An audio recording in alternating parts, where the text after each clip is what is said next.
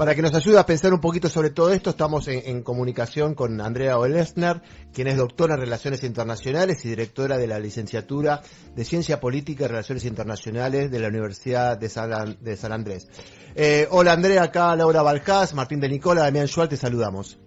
Hola equipo, muchas gracias por el llamado. No, bueno, muchas gracias a vos por estar con nosotros y para charlar un poquito de cómo ves vos el mundo, un poco general la pregunta, ¿no? Pero estos dos grandes conflictos, el de Rusia y Ucrania en el corazón de Europa, el del Medio Oriente que puede tener impacto global, y de la impotencia, si se quiere, de la comunidad internacional para intervenir o para tratar de ordenar un poquito todo lo que está sucediendo, ¿no? Sí, mira, en el debate de la disciplina de relaciones internacionales se está hablando mucho de desorden internacional. Veníamos de un orden internacional y se está hablando de desorden internacional. Desorden internacional que podríamos decir que está marcado fundamentalmente por una disrupción de aquellas normas y reglas e incluso conductas que producían orden internacional y que entonces generan mucha inestabilidad e imprevisibilidad en los asuntos internacionales. Me parece que esa es una buena forma de pensarlo. Hay autores que nos cuentan que del desorden surge un nuevo orden.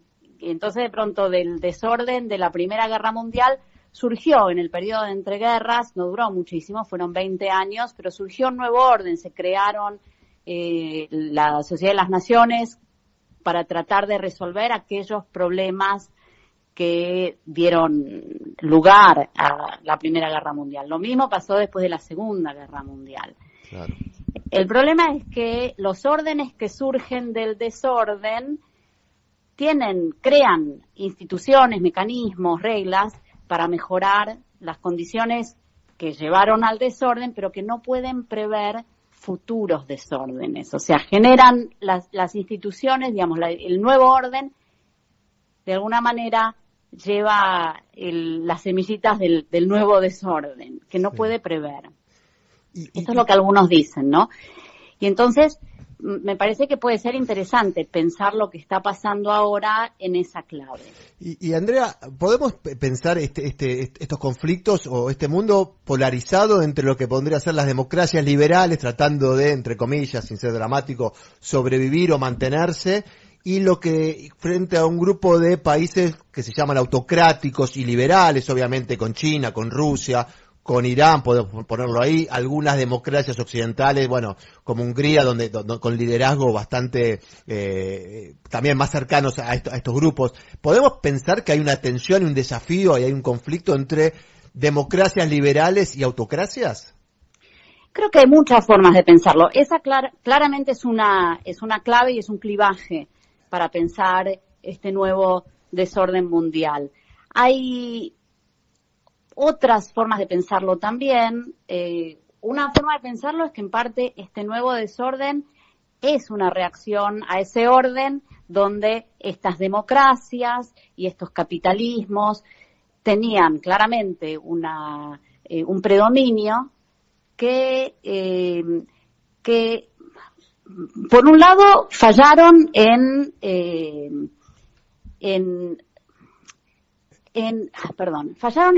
que las promesas que hicieron de bienestar, de que el capitalismo iba a traer bienestar para todo el mundo, de que la democracia era un sistema superior para todo el mundo, etcétera, etcétera. Bueno, todo eso claramente no llegó a globalizarse de la forma que se prometía. Y entonces lo que tenemos ahí fueron, varias reacciones, nacionalismos que reaccionaron a la globalización, conflictos étnicos, el terrorismo. Así que se puede pensar en varias claves. El desorden actual puede pensarse también en parte como aquellas promesas incumplidas del orden anterior. Claro, sí. Andrea, No sé si podemos encontrar, pero ¿se te ocurre algún episodio concreto o algún momento concreto en el que empezó a gestarse este desorden que hoy vemos mucho más manifiesto y mucho más claro, ¿no? No sé, por decir algo, no quiero decir que sea eso, pero, por ejemplo, el atentado a las Torres Gemelas en 2001 es como que fue fuerte y quizá empezó a cambiar algo. Sí, o la crisis económica, O la crisis financiera de del 2008, la crisis inmigrante. Ambos vinculados a Estados Unidos, ¿no? Sí, el COVID. Sí, ¿encontrás algún episodio así, como algún hito para marcar en un cronograma, decir, a partir de acá podemos empezar a pensarlo? ¿O crees que son más episodios que se fueron sumando y bueno, y hoy vemos lo que vemos, ¿no? Otra vez, me parece que hay un poco de los dos. Muchos marcan el comienzo de la crisis, del unilateralismo de la posguerra fría, digamos, de la posguerra fría ganó el capitalismo, ganó la democracia, tenemos a Estados Unidos como garante mundial de la paz, y eso claramente trajo varios desórdenes, ¿no? Eso duró más o menos hasta lo que ustedes están marcando, hasta principios de los 2000. Claro, y a principios de los 2000 tenemos una serie de eventos que nos van marcando que, bueno, que ese orden no era tan estable. Por eso muchos van a encontrar que hablan del momento unipolar, que el unipolarismo no puede durar demasiado, claro. Porque no es un sistema estable internacionalmente. Muchos sostienen que lleva sistémicamente a la inestabilidad. Claro, sí. Y muchos van a decir, ese unilateralismo de Estados Unidos terminó siendo más dañino, ese papel de Estados Unidos como garante del orden mundial terminó siendo más dañino para el orden de la posguerra fría. Claro. Y eso en parte generó desorden. Esto además después se acelera con el triunfo anterior de Trump, que al unilateralismo le suma aislacionismo, y entonces el que no fue demasiado buen garante del orden internacional porque tuvo todas esas intervenciones que conocemos con a Trump, finales de los... Encima se retira, digamos, de esa comunidad internacional y queda solo, sí, se entiende. Tal cual, con Trump se va del tratado climático, se va de los tratados... Amenaza con salirse de la OTAN o cuestiona de la OTAN, se retira del tratado nuclear con Irán, se retira de agencias de derechos humanos. Y Biden volvió muy tibiamente. La política exterior no fue el fuerte de Biden, claramente. Claro. Con lo cual, si tenemos que marcar, digamos, el quiebre abrupto, en un clima ya de mucha crisis, el quiebre abrupto me parece que es ahora lo más reciente que vemos, que son las guerras en Ucrania y la guerra en Medio Oriente. Exacto. Y Andrea, entonces, bueno, esto que estás describiendo también y tan claro, sobre que tiene que ver con este retiro de Estados Unidos y para algunos un cierto declive en cuanto a potencia ordenadora, claramente eso se ve en los conflictos, también hay un repliegue. ¿Cómo ves el rol de China en todo esto? ¿Pensás que China, ahora sí, después de muchos años, que ha tenido un crecimiento exponencial desde el punto de vista económico sobre todo, ahora está mostrando, entre comillas, sus garras desde el punto de vista más militar y quiere transformarse en un actor principal en el juego de poder a nivel global? Esa es una pregunta súper interesante, en parte porque todavía no termina de vislumbrarse del todo. Me parece que ahí tenés como dos bibliotecas, ¿no? Una que te va a decir, China es una potencia disruptiva, lo que busca es ser la nueva potencia unipolar, en todo caso. Y muchos otros te van a decir, bueno, China es cierto que tiene una competencia con Estados Unidos. La competencia con Estados Unidos llegó incluso a las Naciones Unidas, donde China está tratando cada vez más de ocupar posiciones claves, posiciones de jerarquía en las agencias, en las muchas agencias que tienen las Naciones Unidas. Es un sistema muy complejo de agencias de Naciones Unidas también.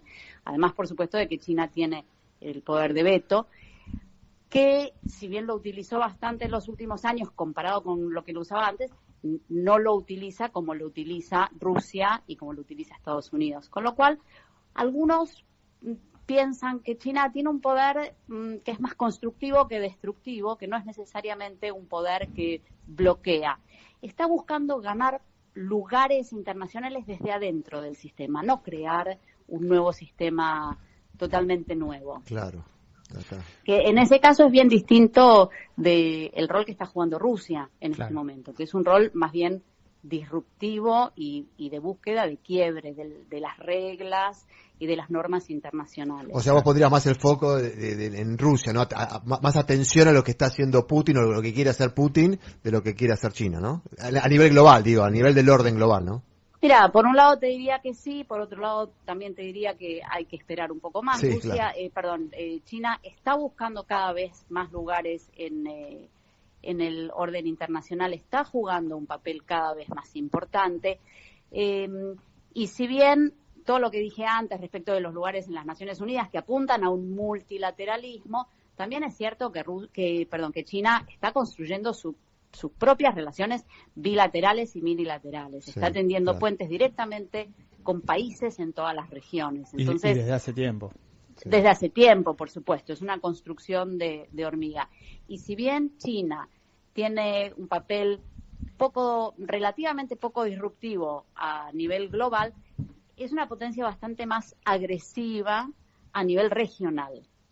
Claro. Tiene una actitud mucho más agresiva. Entonces, varios prevén que con el poder económico que Rusia gana, lo que se viene naturalmente, de alguna manera, otra vez, sistémicamente, son fuerzas sistémicas que lo van a hacer convertirse también en una potencia militar. Ya es una potencia militar en la región, muchos prevén que de a poco esto va a extenderse, expandirse, porque la ambición además está para expandirse mundialmente. Claro. Andrea, te traigo para acá, para la región, y en este marco y con esta descripción que estás haciendo, ¿qué análisis haces de América Latina? Donde tenemos países como Argentina, que lógicamente van para un lado, otros como México y Brasil que van para otro. ¿Cómo ves esa situación en su vinculación incluso también con los conflictos internacionales, con el vínculo con China, que vos recién decías que China está haciendo relaciones bilaterales desde hace tiempo y bueno, América Latina es un foco prioritario para China? ¿Cómo ves la región? La región tiene el mismo problema que en realidad tiene desde hace mucho tiempo, que no tiene problemas lo suficientemente graves como otras regiones, no es Medio Oriente, no es África, porque un conflicto que acá no nombramos todavía es el de Sudán, pero que junto con Medio Oriente y Ucrania, el conflicto de Sudán es gravísimo, está generando además una cantidad de refugiados y se combina con desastres naturales, con sequías, con hambrunas, estructurales, ya con los problemas estructurales, con cuestiones sanitarias muy severas, graves, terrible. Pero América Latina no es ni lo suficientemente inestable y conflictiva como todos esos países, no complementa su economía con por ejemplo con Europa, sino que más bien en cierto modo compite. Me acuerdo, hace algún tiempo estuvo Josep Borrell en Argentina y le preguntaron si no había espacio ahí para la cooperación. Y él dijo, para cuando ustedes produzcan las nuevas tecnologías energéticas, para cuando ustedes terminen de sacar el gas de Vaca Muerta, ya vamos a haber hecho el pasaje a otras tecnologías energéticas. Y por otro lado, en Europa se producen productos agropecuarios. Claro, lo tienen protegido. Claro. Bueno, de hecho es un punto de conflicto en el acuerdo Mercosur. Él explicaba que Europa no necesariamente necesita a América Latina. Claro. Y algo muy parecido pasa con Estados Unidos. Con lo cual, no somos ni lo suficientemente conflictivos ni lo suficientemente complementarios con las potencias que tenemos más cerca, por lo menos. Ahora, hay una cosa que sí es importante y que América Latina, con todas sus fallas, sigue siendo, además de América del Norte y de Europa, y sobre todo Europa Occidental, la única región democrática, con un mayor número de democracias. Es importante. Y ahí habría por ahí un espacio para que estas dos, la superpotencia y la potencia europea, le presten más atención a América Latina en la creación de un nuevo orden más estable que ponga valor otra vez en estas normas democráticas de derechos humanos, etcétera. Claro. Pero bueno, también vemos que incluso en eso América Latina no necesariamente es homogénea, sino que hay fracturas importantes también. Claro, y ahí tomándome de lo que decís, y para cerrar, ¿cómo es la situación de Venezuela, no? Porque, digamos, es el gran conflicto de la región, con una elección que ya todos conocemos lo que pasó, y con un Maduro que, con el paso del tiempo, cada vez está más firme. Sí, a mí en cierta forma me recuerda lo que había pasado, ahora no recuerdo en qué había sido, 18, 19, con todas las protestas de los estudiantes, que parecía que se caía el gobierno, Sí. y después el gobierno logra afianzarse. Creo que es el gran desafío para América Latina, porque América Latina está no tiene una posición unificada Claro. y no hace un frente común, con una posición común frente a Venezuela. Hay países que lo confrontan mucho más, hay países que tienen una posición bastante más tibia de alguna manera. Claro, pues tiene intereses ahí que pueden, Tienen el intereses. tema de migración y demás, y económicos, claramente, ¿no? Totalmente. Y me parece que es un problema importante. En el 18-19 el régimen sobrevivió, me parece que en gran medida gracias al apoyo que tenía económico, sobre todo de Rusia y de China, que seguían sacando muchos recursos y por lo tanto también enviando muchos recursos claro. a Rusia.